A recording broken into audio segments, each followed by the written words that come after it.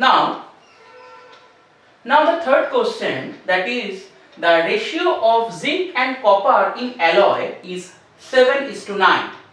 If the weight of copper in the alloy is 11.7 kg, then find the weight of zinc in it. So the ratio of zinc and copper in alloy is equal to 7:9, which is given in the question. Now let the weight of zinc and copper be 7x kg and 9x kg.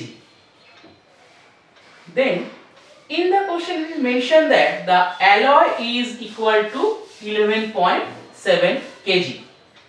The alloy means with respect to the 7:9, the weight of copper in the alloy is 11.7 kg. So from this portion we can say that, now we can write here zinc is 7x and copper is 9x. So we can write 9x is equal to 11.7 kg from the question, because it is mentioned if the weight of the copper in the alloy is 11:7 and here the weight of the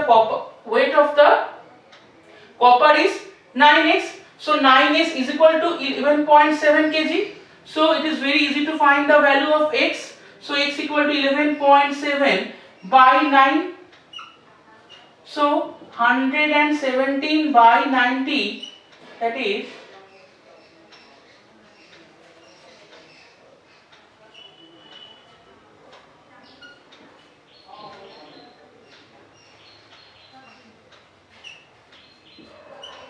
1.3 kg. So value of x is equal to 1.3 kg. Now it is very easy to find the weight of zinc, because we know the weight of zinc equal to 7x kg and we know the value of x, that is 1.3 kg.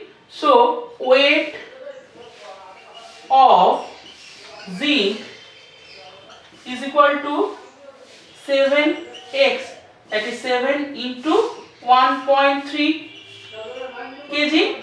So 7 into 1.3 in 9.1 kg is the answer. 9.1 kg is the answer. So the ratio of zinc and copper in alloy is 7:9.